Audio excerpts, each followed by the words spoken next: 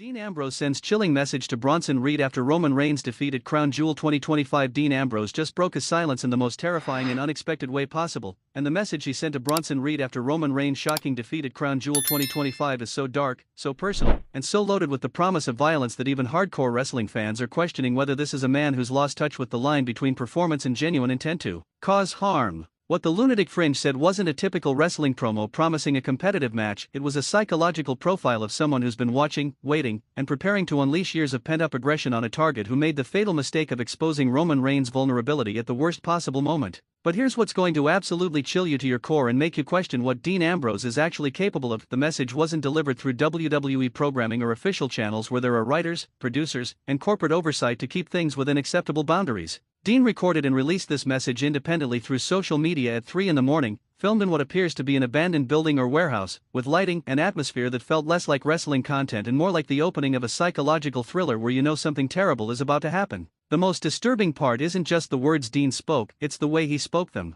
Gone was any trace of the charismatic lunatic who entertained fans with unpredictable antics and amusing chaos. What appeared on that screen was someone whose eyes reflected genuine instability, whose voice carried undertones of barely controlled rage, and whose body language suggested a predator who'd finally identified prey worth hunting. This wasn't Jon Moxley, the professional wrestler, cutting a worked-shoot promo. This was Dean Ambrose revealing what happens when you hurt someone he considers family, and the glimpse into that darkness has everyone questioning whether anyone should actually want to see what he does to Bronson Reed when he gets his hands on him. And the timing of this message is what makes it so strategically brilliant and so psychologically devastating for Bronson Reed. Dean waited until Reed was at his absolute peak, fresh off defeating Roman Reigns at Crown Jewel, celebrating what should be the biggest victory of his career, positioned as an unstoppable monster who just conquered the tribal chief. And in that moment of triumph, Dean Ambrose emerged from wherever he's been to remind Bronson that defeating Roman Reigns doesn't make you safe, it makes you a target for everyone who considers Roman family, and there's nobody more dangerous or more unpredictable than a lunatic who's decided you need to be punished for your transgressions.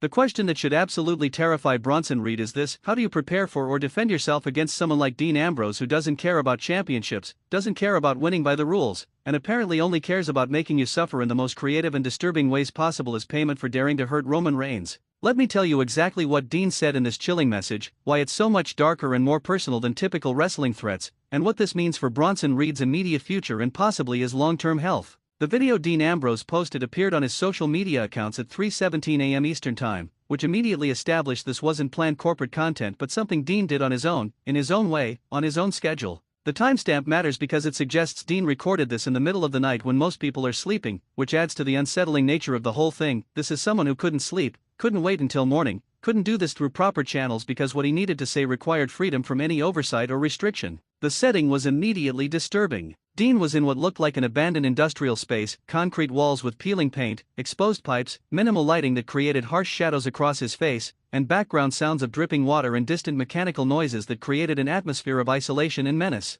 This wasn't a backstage interview area or a well-lit promo spot. This was deliberately chosen to make viewers uncomfortable and to signal that what was about to be said existed outside the normal boundaries of wrestling content. Dean appeared on screen without his typical entrance theatrics or character warmth. He was wearing simple dark clothing, his hair was disheveled in a way that suggested he hadn't bothered with any grooming, and his face was partially shadowed in a way that made his expressions difficult to fully read. He stared directly into the camera for a full 10 seconds before speaking, and that silence was more unnerving than any words could have been because you could see something calculating and dangerous behind his eyes. When Dean finally spoke, his voice was quiet, controlled, and absolutely cold. Bronson Reed, I've been watching you. I've been watching you build yourself into this monster, this unstoppable force, this guy who thinks he can just hurt whoever he wants and face no consequences because he's big and he's tough and he's mean. I've been watching you target people, destroy them, and move on to the next victim like you're some kind of apex predator who deserves respect and fear. Dean's expression didn't change, but something in his eyes intensified, and then you did something really, really stupid. You hurt Roman Reigns. You beat him at Crown Jewel. You exposed him. You made him look vulnerable. And I know what you're thinking right now, you're thinking that beating Roman makes you untouchable, that you've proven you belong at the top, that you're the new monster everyone should be afraid of. Dean leaned closer to the camera, and the lighting shift made his face look almost skeletal. But here's what you don't understand, Bronson. Here's what your ego and your celebration and your moment of triumph are preventing you from comprehending. You didn't just beat another wrestler. You hurt my brother. And when you hurt my family, you don't get a championship match or a competitive feud or a storyline that makes both of us look good. You get me. And trust me when I tell you this, you don't want me. The threat in those words wasn't the typical wrestling promise of "I'm going to beat you" or "I'm coming for you." It was something far more personal and far more disturbing. Dean was essentially telling Bronson that normal wrestling rules and expectations don't apply to what's coming, and that the consequences for defeating Roman will be far worse than anything Bronson gained from that victory. Dean continued, his voice taking on an almost educational tone, like he was explaining something to a child who didn't understand danger. You see, Bronson, I've spent years studying pain. Not the performance of pain, not the simulation of violence that we do for entertainment, real pain. Physical pain, psychological pain, the kind of pain that changes who you are and how you see the world. I've experienced it, I've inflicted it, and I've learned every possible variation of how to make someone hurt in ways they didn't know were possible. Dean pulled back slightly, and the camera angle widened to show more of the disturbing environment he'd chosen for this message. And I've been thinking about you constantly since Crown Jewel. Thinking about your body structure and where you're most vulnerable. Thinking about your fighting style and where the gaps in your defense are.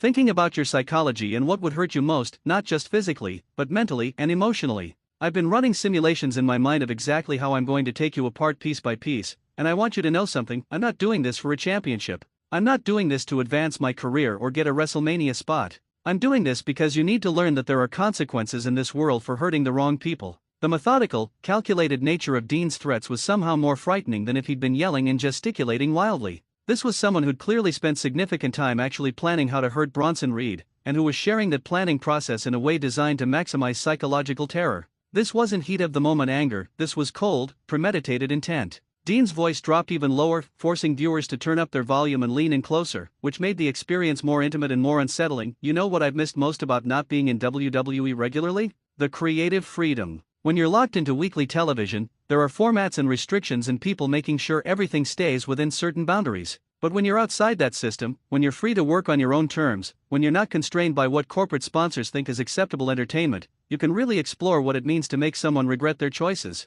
Dean smiled for the first time in the video, and it was absolutely chilling because there was no warmth or humor in it, just a predatory satisfaction. I've been training, Bronson. Not the way most wrestlers train, not running drills and practicing moves and doing cardio. I've been training specifically to hurt you. I've been working with people who teach real combat, real violence, real methods of breaking bodies and breaking spirits. I've been preparing for you the way a hunter prepares for dangerous game, learning everything about the target, identifying weaknesses, planning the approach down to the smallest detail. The implications of what Dean was describing, that he'd been specifically training to injure Bronson Reed rather than to wrestle him, pushed this beyond the normal boundaries of wrestling content into something that felt genuinely concerning. Whether this was elaborate character work or genuine intent was deliberately ambiguous, which made it even more effective at creating unease. Dean then shifted to addressing Roman's defeat directly, and his tone became even more personal. Roman Reigns is my brother. We came into WWE together. We dominated together. We went through wars together. And yeah, we've had our problems and our disagreements and times when we weren't on the same page. But none of that changes the fact that he's family, and when someone hurts my family, especially someone who doesn't understand what that family means or what we've been through together,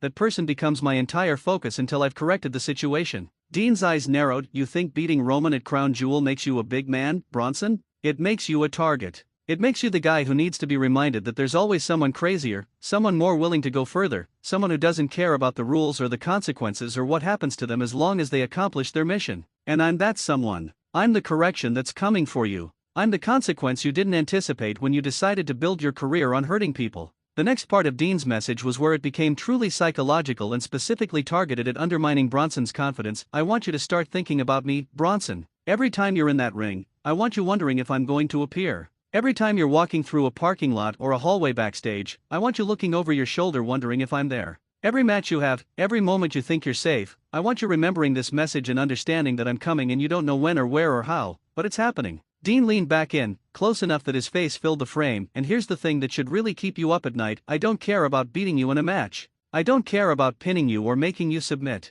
I care about making you understand what it feels like to be truly helpless, to be at the mercy of someone who has none, to experience the kind of fear and pain that changes you permanently. I want to hurt you in ways that make you wish you'd never heard Roman Reigns' name, let alone decided to make him your victim. The specificity and the intensity of these threats created a level of discomfort that transcended typical wrestling content. Dean was essentially describing torture and terrorization, and doing so with a level of sincerity that made it impossible to dismiss as just character work. Dean's final words were delivered with absolute certainty and finality. So enjoy your moment, Bronson Reed. Enjoy celebrating your victory over Roman Reigns. Bask in the attention and the accolades and the feeling of being the monster everyone fears. Because that moment is ending very, very soon. I'm coming for you. Not next week, not next month, when I decide the time is right and when I can ensure maximum impact. And when I finally get my hands on you, you're going to understand why people call me the lunatic fringe. It's not because I'm entertaining or unpredictable or fun to watch. It's because there's a part of me that genuinely doesn't process violence the same way normal people do, and I'm about to give you a very personal demonstration of what that means. Dean stared into the camera for another long, uncomfortable moment, then reached forward and shut off the recording, letting the video end on that frozen frame of his intense, unsettling gaze. The reaction to Dean's message was immediate and explosive across social media and throughout the wrestling industry. Fans were divided between those who thought this was brilliant, terrifying content that elevated the stakes of wrestling storytelling, and those who felt it crossed lines of good taste and potentially glorified disturbing behavior. Bronson Reed's response came several hours later through a more traditional video statement, and you could see that Dean's message had definitely gotten into his head. While Reed tried to project confidence and dismissiveness, there was an edge to his demeanor that suggested genuine unease about what Dean had promised. Reed called Dean's threats desperate attempts by a washed-up veteran to stay relevant and claimed he wasn't afraid of some wannabe tough guy playing pretend, but the defensiveness in his tone suggested otherwise. Wrestling analysts and podcasters have been dissecting every word and every visual element of Dean's message, trying to determine how much was character work and how much reflected genuine emotion or intent. The consensus seems to be that Dean deliberately blurred those lines to maximum effect, creating ambiguity that makes the threat feel more real and more dangerous than clearly fictional content would. WWE officials have reportedly been in contact with Dean about the message, though it's unclear whether those conversations were about bringing him in for programming or expressing concern about the independent nature and dark tone of his content. Given Dean's track record of doing things his own way and his current status working outside WWE's direct control, it's unlikely he'll modify his approach based on corporate preferences. The most significant impact of Dean's message is the psychological warfare element. Regardless of whether Dean actually does anything to Bronson Reed, the message itself has achieved its purpose by getting inside Reed's head and making him constantly aware that somewhere out there, someone is specifically planning ways to hurt him. That kind of psychological pressure can affect performance, decision-making, and overall confidence in ways that are difficult to quantify but definitely impactful. Now here's the question that's going to divide the wrestling community: did Dean Ambrose's chilling message cross the line from compelling wrestling content into glorifying disturbing behavior,